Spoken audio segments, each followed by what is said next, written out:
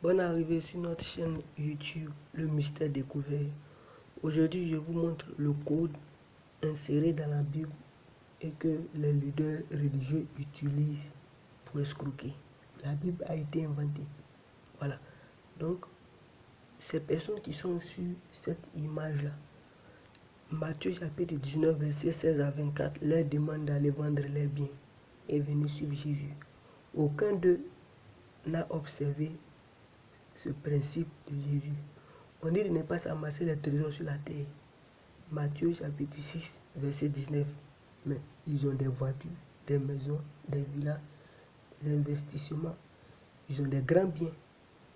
Donc, ils ne peuvent pas mettre la Bible en application. Pour vous dire que la Bible n'est pas faite pour mettre en application son contenu, mais pour escroquer.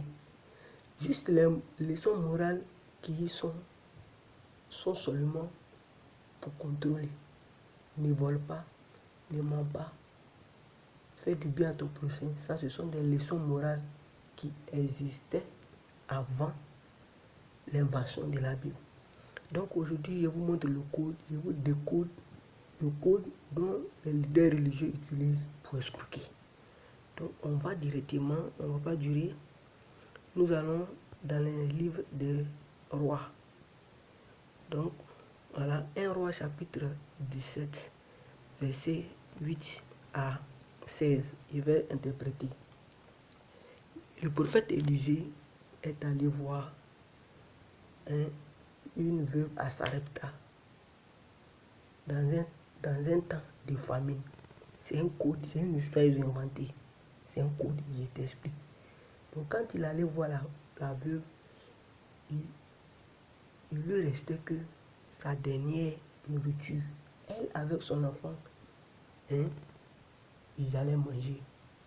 Donc le prophète, malgré tout ça, le prophète a demandé à la dame de lui donner sa part dans la nourriture de la veuve. Il faut bien écouter. La dernière nourriture qu'elle devrait manger avec son enfant. Après ça, les deux devraient mourir. Le prophète réclame sa part dans leur nourriture. C'est un code pour te dire quoi? Imaginez bien. Ce sont ces versets qu'il cite pour vous escroquer. Dans Malachie chapitre 3, verset 8 à 10. Il vient expliquer là-bas aussi. 1 roi chapitre 17, verset 8 à 16. Il veut dire, même si il te reste ton dernier sou, tu es obligé de partager avec ton leader religieux. Parce qu'il te dit que la Bible est un livre saint inspiré de Dieu. 2 Timothée chapitre 3, verset 16. Verset 15 à 16. C'est des codes. C'est pour t'effrayer de cette que quand ils vont citer le verset, tu seras obligé de donner. Donc remarquez, quand ils viennent, ils citent ce verset pour vous dire que la veuve, malgré qu'il lui restait son dernier sou, sa dernière nourriture, elle a donné. C'est fou. C'est fou. C'est pour te dire que si toi, une veuve a donné tout ce qui lui restait, donc c'est un code inséré pour au moins, à la rigueur, si une veuve a donné, c'est pas toi qui n'es pas veuve, qui ne va pas donner. Vous voyez? Donc, selon l'histoire, le prophète exige, il exige sa part dans la nourriture de la veuve. Et la veuve, le prophète vient dans le nom de Dieu, la veuve a donné. Donc, ils vont citer ce verset pour vous faire quoi? Pour vous effrayer. Et en retour, puisque la veuve a donné, toi aussi, tu vas donner. Parce que selon l'histoire, la veuve a été béni. Mais il y a un problème ici. Dans notre cas, c'est donnant-donnant. Vous voyez, c'est une histoire de donnant-donnant. Selon les écrits, le prophète, la dame a donné, le prophète a mangé, et il y a eu de la nourriture en abondance chez la dame. Donc, ce qui veut dire que quoi? En retour, vos leaders religieux devraient vous bénir. Qu'est-ce qu'on voit aujourd'hui? Tu es assis dans l'église et ton prophète te dit que d'ici un an, ou bien 2 mois, 3 semaines, 2 ans, 5 ans, ta vie va changer. C'est pas ce qu'on voit. C'est pas ce qu'on voit. Donc, dans la même Bible, ils ont écrit, quand un prophète va dire quelque chose, Deutéronome chapitre 13, quand un prophète va utiliser le nom de Dieu pour prophétiser, et que cette chose-là ne se réalisera pas, c'est que ce prophète-là ne vient pas de Dieu. Donc quand ton prophète te dit que tu seras béni, tu vas avoir mari, tu vas réussir, tu vas voyager, et que depuis 10 ans, 5 ans, toi tu es dans l'église, c'est même état là, tu es mon frère. Ça va pas. Il est temps que tu prennes conscience. Donc c'est un code, il est inséré. Et quand il le cite, c'est pour vous escroquer. Et vous effraie. Vous dites qu'à la rigueur, la dame, malgré qu'elle était pauvre, elle a donné son dernier sou. Donc c'est pas toi, tu n'es pas pauvre. Non seulement les pauvres vont donner, toi aussi, tu vas faire quoi? Tu vas donner. Donc c'est comme ça. Donc toi, tu m'écoutes. Il faut bien écouter ce que je suis en train de dire. C'est un coup. Ils ont tiré dans la Bible juste pour vous faire quoi? Pour vous escroquer. Vous voyez? Donc la dame, elle travaille du lundi au samedi. D'autres même travaillent 3 heures du matin. Les petits sous qu'ils vont percevoir, c'est dimanche là que le monsieur va venir citer ce verset pour prendre. Donc, vous voyez, ce sont pourtant toi, tu es en train de tourner film porno avec ta femme. C'est comme ça, les leaders religieux, on se connaît. Ils sont là, ils ont des copines ailleurs, beaucoup de femmes. Ils sortent avec les filles dans les églises, les choristes. La nuit, toi, tu es couché avec tes copines, tes femmes. La dame travaille, le monsieur travaille 3 heures du matin, d'autres même 2 heures, 1 heure. Il vient ici le verset pour dire que la veuve, malgré qu'elle était veuve, elle a donné son dernier sou. Il ment. Donc, que sa bénédiction soit donnant. Au moment où tu lui donnes, tu fais tes sacrifices. Que toi aussi, tu aies tes bénédictions.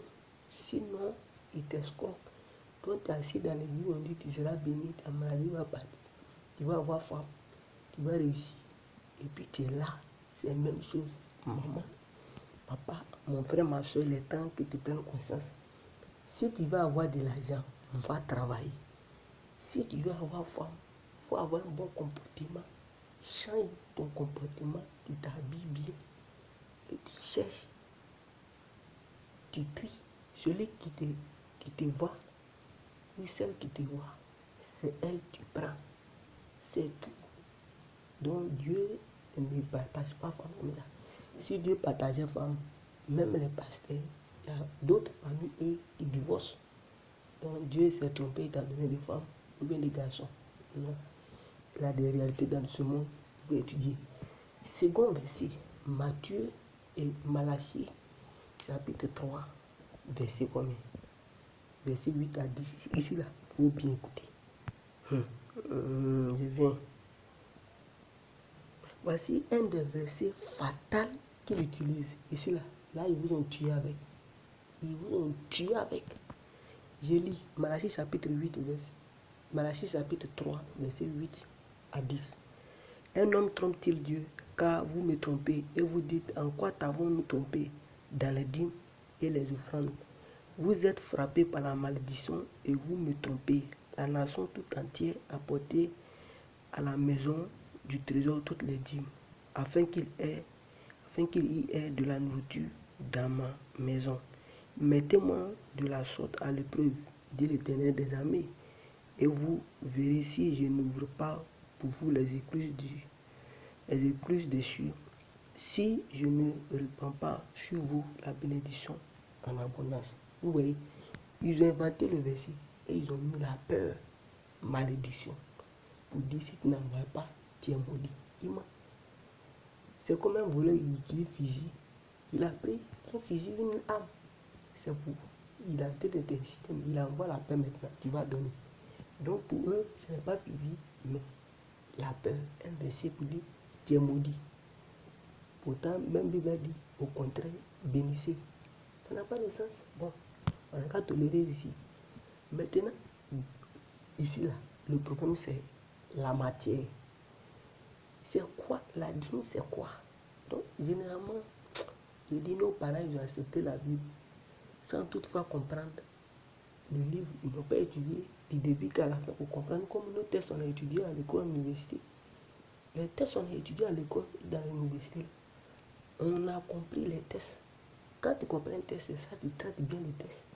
Mais tu comprends rien le test, tu ne peux pas traiter. Donc, ils nous ont forcé, dans le passé, même ils ont forcé à croire en la Bible. Donc aujourd'hui, on a grandi, on s'est dit, on a étudié le langage, il est temps qu'on étudie, il n'est pas temps qu'on perde notre temps sur les sites sociaux en train d'insulter, en train de faire papatou, en train de passer tout notre temps dans la vie des gens. Non. Donc, ici, la matière, la dîme, c'est quoi? Est-ce que c'est de l'argent? Ce n'est pas maman, papa, ma soeur, mon frère. La matière, ce n'est pas pièce d'argent. Ce sont des productions, des vivriers ou bien bétail. Ce n'est pas l'argent. Donc, je dis, abonnez-vous sur notre chaîne.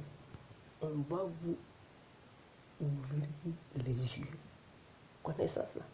On a perdu notre temps pendant 14 ans en train d'étudier. Donc, on connaît. C'est pourquoi on est là. C'est pas l'argent. Je vous donne les versets tout à l'heure. Hein? Ce n'est pas l'argent. Dis-moi, c'est pas l'argent. Donc, arrêtez tout ça. C'est pour vous escroquer. Ne donnez plus. Je viens.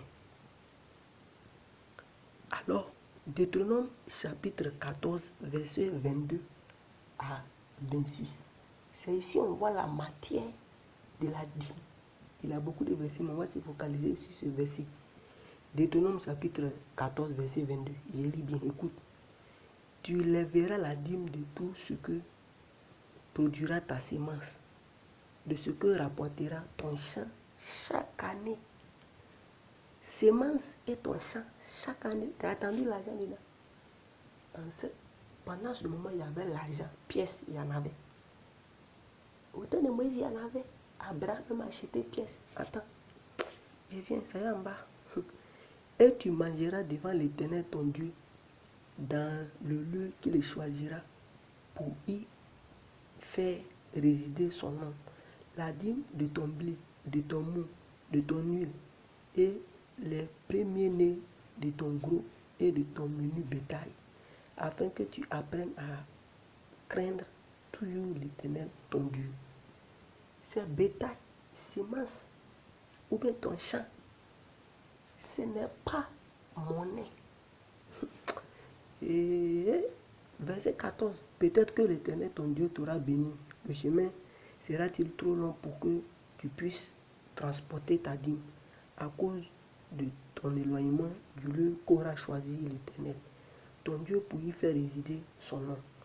Alors, je reprends. Peut-être que l'Éternel ton Dieu t'aura béni. Le chemin sera-t-il trop long pour que tu puisses transporter ta dîme à cause de ton éloignement du lieu qu'aura choisi l'Éternel ton Dieu pour y faire résider son nom? Alors tu échangeras ta dîme contre de l'argent.